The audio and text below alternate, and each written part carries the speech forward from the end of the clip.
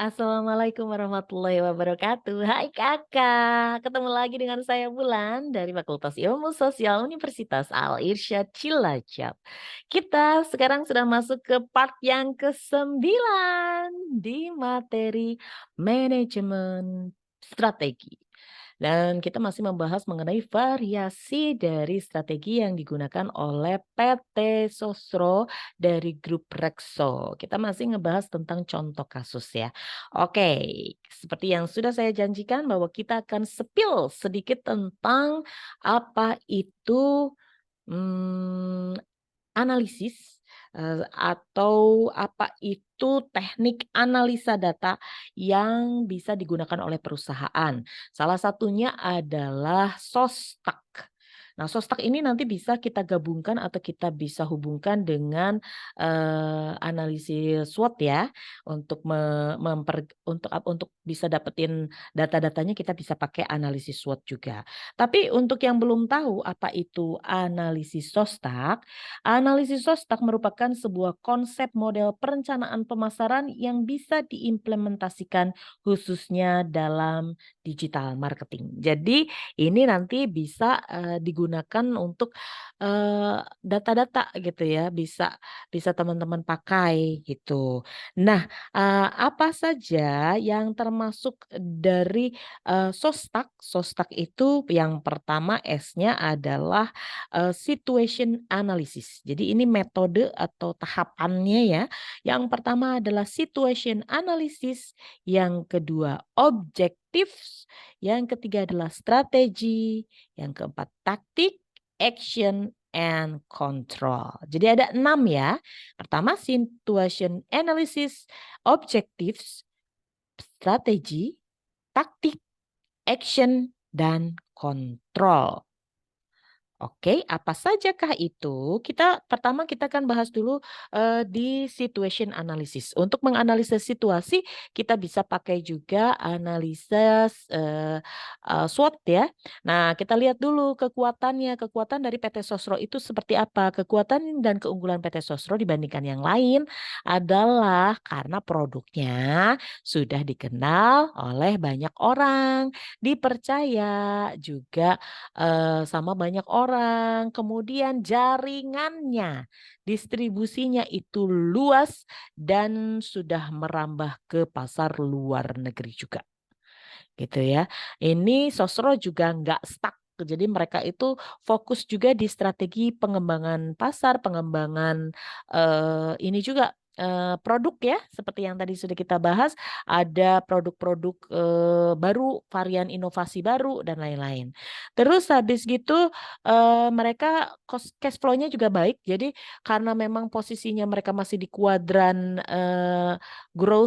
kuadran growth, kuadran maturity, sorry. Mereka sudah ada di kuadran maturity gitu. Jadi mereka itu sekarang kan tinggal fokus bagaimana memaintain aja gitu. Bagaimana terus berinovasi, berinovasi lagi biar pasar itu tidak jenuh dengan produknya mereka. Kemudian tetap mereka terus melakukan strategi promosi melalui berbagai channel ya. Baik itu eh, lewat event-event, kemudian kerjasama-kerjasama, kemudian juga lewat berbagai macam promo dan TV juga radio, internet terutama ya sekarang. Nah, ada juga kan Rexo Group itu kan memang satu grup besar ya. Salah satunya adalah McDonald ya. Itu waralaba yang dipakai oleh Rexo Group itu diakuisisi oleh Rexo Group juga ada yang McDonald-nya. Maka di dalam McDonald-nya itu ada paket yang minuman paketan wajibnya itu adalah fruity atau teh botol sosro. Gitu.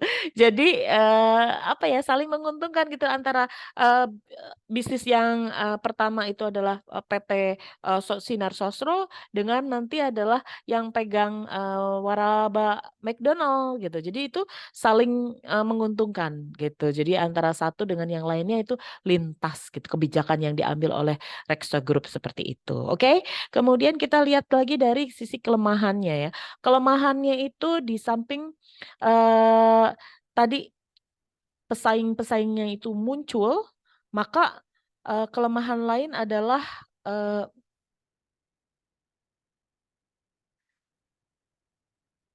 Bahwa, ini mungkin belum ya, saya tidak bilang bahwa ini saklek, tetapi saat ini memang belum, untuk posisi-posisi atas itu jadi staf-staf yang bukan dari keluarga Sosro Jojo atau Sosro Joyo, itu, tidak akan bisa sampai ke posisi puncak gitu, karena memang sudah diutus dari Rekso Group itu bahwa hanya keluargalah yang akan, menduduki di posisi paling puncak gitu. Jadi posisi komisaris, kemudian mungkin manajer-manajer paling atasnya itu memang, dikuasai oleh keluarga gitu, karena ini bisnis keluarga gitu.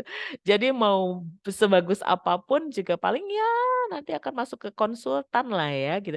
Tetapi ya, ya itu memang memang kebijakan dari mereka, tapi sekaligus kelemahan internalnya mereka ya, karena belum tentu semua generasi, terutama generasi-generasi yang akan datang itu adalah generasi yang memang, cukup mumpuni untuk mengambil, posisi sebagai, CEO atau komisaris dan lain-lain ya.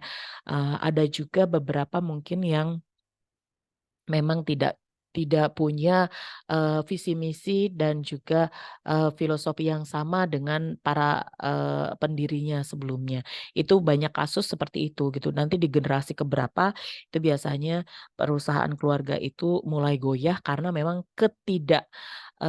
ketidakmampuan dari, seorang CEO atau pemimpin puncaknya. Tetapi ya kita mendoakan yang baik-baik aja, semoga nanti ya, either, mereka itu pemimpinnya baik, atau keluarga dari tempatnya mereka itu baik, atau mereka bisa nanti melonggarkan aturan gitu ya, terkait dengan kelemahan yang memang berasal di tempatnya mereka. Ini kelemahan sekaligus kekuatan ya, tetapi ini bisa kita lihat juga sebagai kelemahan kalau kita mikirnya visinya masih jangka panjang gitu. Kita tidak akan menjamin bahwa anak keturunan kita itu sama-sama mumpuni dan punya visi misi yang sama dengan para pendahulunya gitu.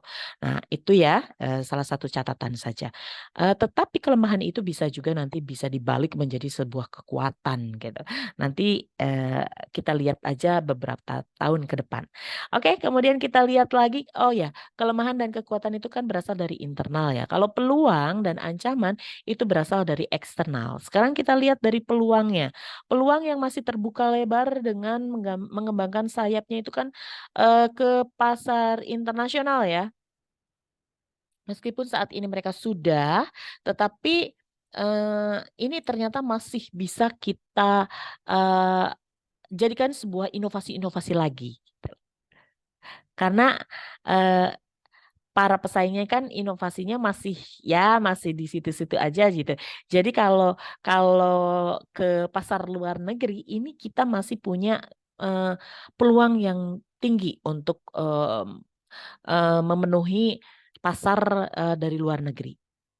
Karena kan kalau di internal di Indonesia sendiri, di nasional sendiri kan memang, sudah jadi tuan rumah ya.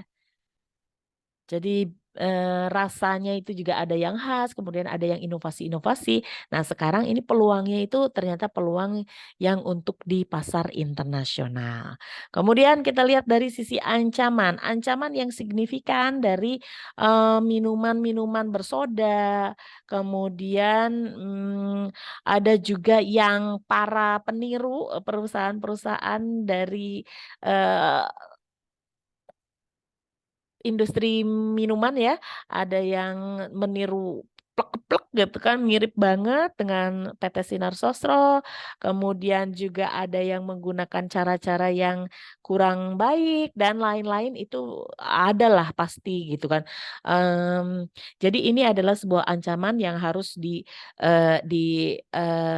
disiapkan, counter-nya seperti apa, terutama, produk-produk atau perusahaan-perusahaan yang tidak bertanggung jawab, yang mengeluarkan teh-teh palsu, jadi bikin image buruk terhadap, teh dalam kemasan secara umum. Meskipun ya itu tadi, sebenarnya hanya satu atau 2 perusahaan yang, tidak mempedulikan tentang kesehatan, eee yang orang yang minum dan lain-lain, jadi menjual dengan harga yang sangat murah sekali, kemudian isinya tidak bisa dipertanggungjawabkan, kemudian, itu nanti begitu dibahas dari sisi kesehatan, maka itu juga bisa berefek terhadap minuman-minuman teh kemasan atau minuman yang lain, yang dalam kemasan, eee, di, merek-merek yang lain gitu ya, seperti itu.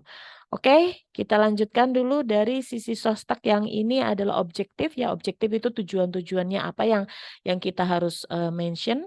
Kemudian dari sisi strategi ya. Strategi untuk mencapai tujuan yang ditentukan maka perlu dibangun beberapa strategi komunikasi pemasaran.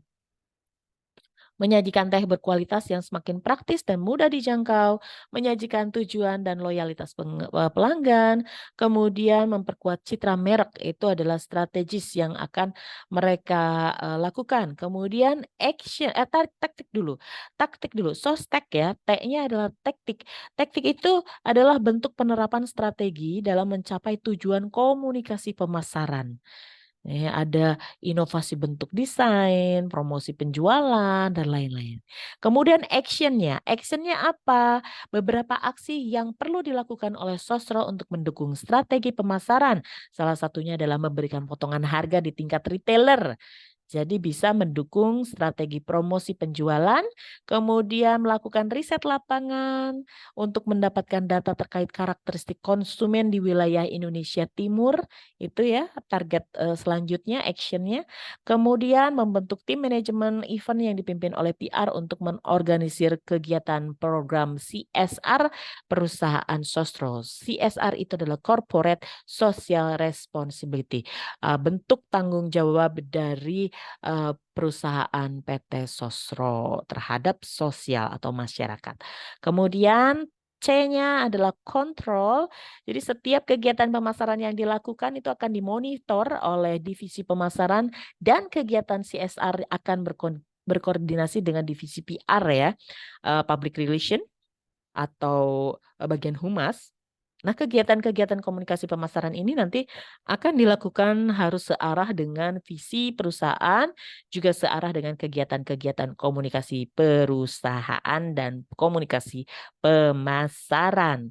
Nantinya akan dievaluasi melalui riset secara kualitatif dan kuantitatif untuk melihat sejauh mana efektivitas kegiatan serta mengetahui bagaimana pesan korporat itu tersampaikan atau belum, tersampaikan atau tidak, dan bagaimana para pelanggan atau publik bisa mempersepsikan apa yang ditargetkan oleh PT Sosro. Oke, begitu dulu ya teman-teman spill dari Sostak dan juga contoh aplikasinya seperti apa. Kita akan ketemu lagi di part selanjutnya. Sampai ketemu. Terima kasih atas perhatiannya.